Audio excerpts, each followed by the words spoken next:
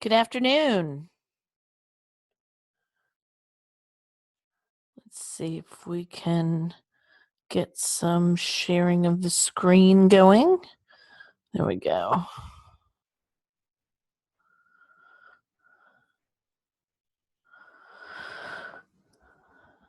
Okay. All right. Well, good afternoon. It is 2:30, and this is our last chat together, our last live meeting, because believe it or not, it is already week number 5 in leadership. So I'm going to go ahead and just go over a few things here to get everything wrapped up.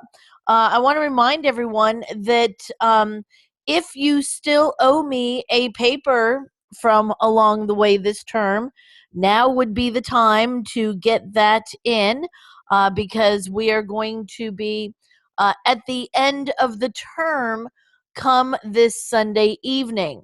And the one date that the school is very firm about is when classes end. So once the class ends Sunday evening, I'm not going to be able to take any more work from anyone.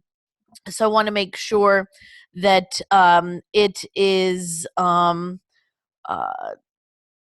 taken care of, that everybody has gotten everything in that they need to in order for everything to be graded. All right. So I want to go ahead and share. Let's see. I'm going to share the right screen here so that everyone can see the leadership classroom one more time. Again, we are in week number 5, and in week number 5, we have the typical things that we've seen all along, which are 2 discussions and then a live session, which is what we're carrying on right now. And then instead of a paper, you have a 2-part final exam. Part 1 of the final exam is more substantive types of questions, true or false or multiple choice, I should say. And that is a more objective part of the exam. And then part number 2 is more subjective, where you're going to be actually using some of the or all of the stuff that we've been working on for the last couple of weeks and the book. And you will be talking about those topics in some short essay answers. I hit the wrong button here, so I have to go back and get the right class. There we go. All right. So that's what you're going to be working on for this week. So let's go ahead and take a quick look at the discussions. Don't forget to do these because these carry just as much weight as they have all along. So the first one has to do with Cadillac owners. And I think this is an interesting question because it says that, that Cadillac owners were on average at least 63 years old until the Escalade came along. And Cadillac Escalade was really very much embraced by rappers, professional athletes, other wealthy young entertainers. And they talk about what is the business strategy to be learned from what Cadillac did when they kind of reinvented themselves for a younger generation. And Shantae has been in here and she has posted her response, and she and I were kind of laughing because, um, Cadillacs were known as an old person's car. It seemed like my grandparents had Cadillacs and also Lincolns. And my friends' parents had Cadillacs and Lincolns, or their grandparents. So it's funny to when Cadillac came out with the Escalade, that was the first of their kind of reinvention. They also then came out with the CTS, and they've reinvented that car a few times. And I just saw a new one on the road the other day, and I thought, that really is a pretty car. I actually drove one the last time I was switching cars about 3 years ago, and I just couldn't quite get past the idea that it was a Cadillac. And I was in my mid 40s, and I thought, that's just too early to buy a Cadillac. However, if you look at some of the ads that they have done with younger TV stars and movie stars, and Lincoln is doing the same thing. Matthew McConaughey is the spokesperson, so to say, for Lincoln. And up until Tiger Woods got into some problems with his marriage, Tiger Woods was the spokesperson for Buick. And I had put in my response to Shantae that Buick was another one of those that was considered to be, old people drove Buicks. And I put in my response to Shantae that my parents recently owned a Buick. It was the first time they ever owned one. My mother said she never wanted one because they were for old people. My parents are now, my mom's getting ready to turn 80, and my dad is 86, so I think that would be classified as old people. But they laughed because my dad said that, well-to-do older people had Buicks when he was a kid. And but they got a Buick a few years back when Buick reinvented themselves. And you see all of the ads now for Buicks where it's young people and they're looking for the Buick and they're like, I don't see any Buick here. And the whole idea is this is not your grandfather's Buick anymore. Buicks are for younger people because they are redesigning them and reimagining them with designs that are interesting to the younger generation. So if you would post your initial answer ASAP, today is Tuesday already of week number 5. If you would go ahead and get that posted, that would be great. And then you can move on to your next discussion board, which is a discussion about the things that you learn through the years of the different jobs that you've had. How do those help you with your aspirations, maybe to become a senior executive in a large company? And again, Shantae has come in and posted her main post already. How does working as a production supervisor, an office supervisor, a manager in a fast food restaurant help you to achieve your goals of wanting to be a senior executive for a large company? And I talked about the fact that I think that in every single job that you ever have, you need to look for what it is that you can take away with you as a transferable skills. And I talked about when I was in high school, my first job was bagging groceries at a grocery store. And then I worked my way into being a cashier. And that when I was in college, I would wait tables and I did some short order cooking of breakfast and during my summer vacations and scooped ice cream at a local ice cream parlor.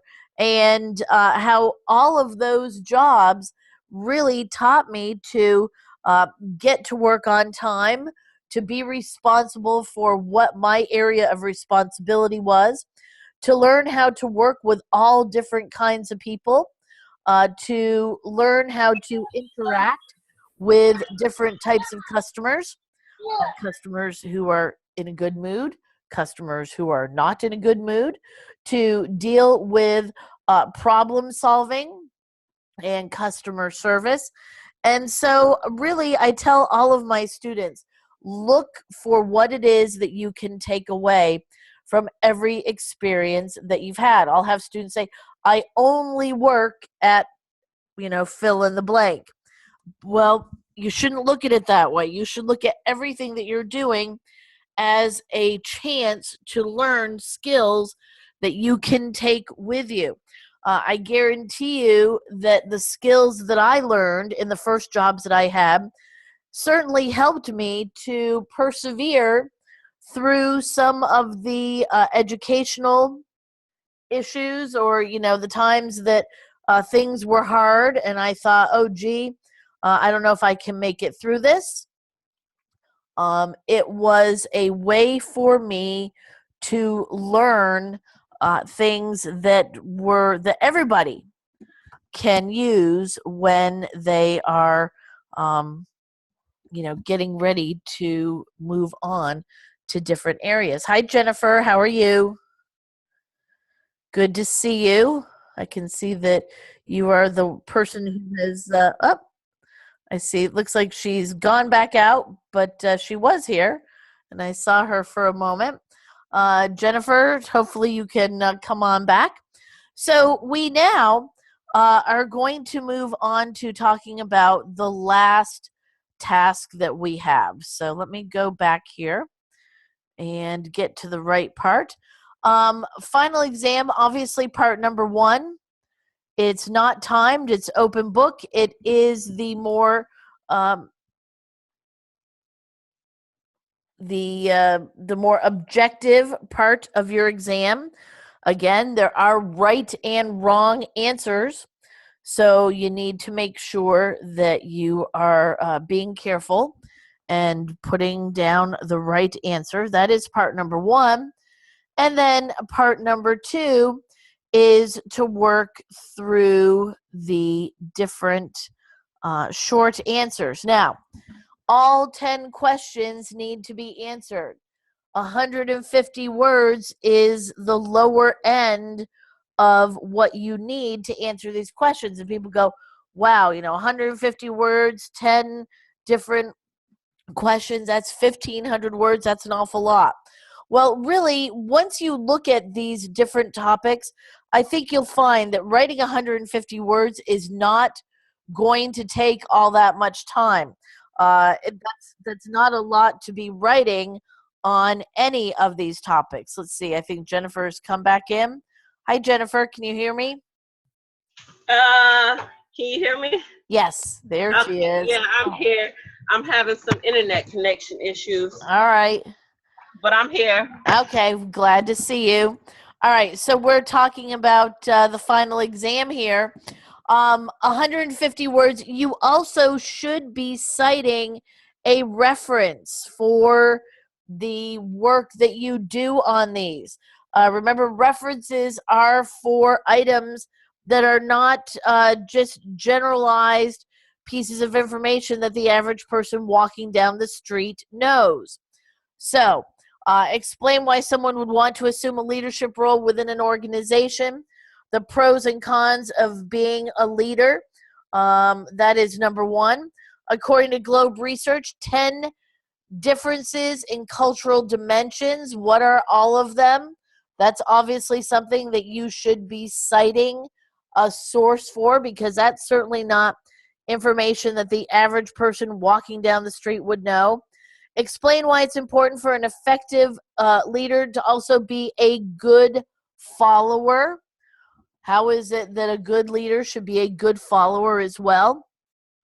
What's the concept of business ethics? Standards by which a leader can determine if a proposed action or decision is ethical. What are the challenges that leaders face in working with diverse populations? Discuss the importance of cognitive intelligence in being an effective leader. Again, cognitive intelligence is not something that the average person walking down the street knows about, so you should be citing a source for that one, definitely. Discuss the role of innovation and creativity causing and sustaining effective organizational leadership. What is meant by the contingency approach? Again, definitely one. It says, please cite the more prevalent theories and provide specific examples. So that's going to be important. Compare and contrast leading and managing, essential differences between the two activities, and describe the 6 principles of persuasion. Those are the items that you need to be working on for your final exam. What do you think, Jennifer? Not too bad, right? No, not too bad. It's actually in the word count is 150, right?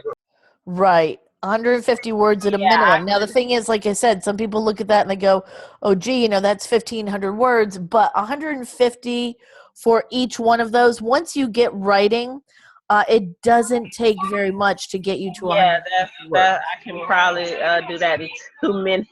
Yeah, I think you won't have a problem with it at all. Okay, so that pretty much gets us to the end of the term. There's only one other thing that I wanted to point out, and that is if we go back here to week number 5, don't forget to do the end of course survey. That adds an extra 2 points, or actually 2 percentages points onto your overall score. So don't hesitate to go in and do that. Forget about that. And if you do, then you are leaving points on the table. So make Do sure you that have any go in and do websites that. that you recommend for the final exam? Any just basic websites that normally have good information? I'm sorry, I didn't catch that.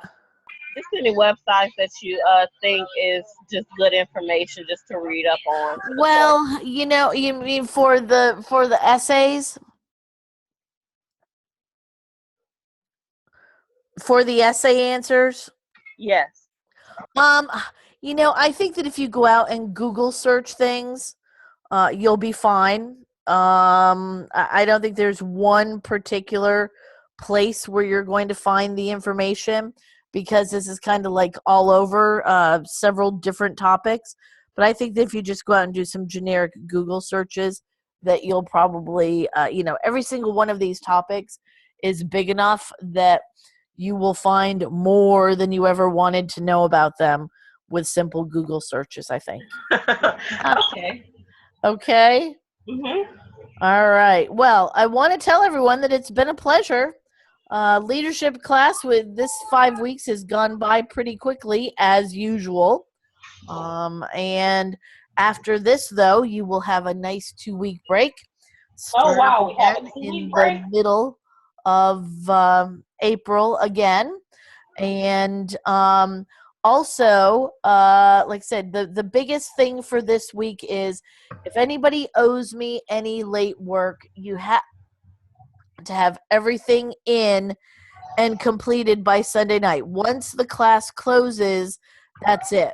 So make sure that if you owe me anything, that you are getting that submitted before the class closes on Sunday night. And then there will be a quick turnaround for us to do the final grading, get your final grades, enjoy your spring break, and get ready to come back for classes in a couple of weeks. And you never know where I may pop up again. I've had quite a few of you for several different business classes along the way.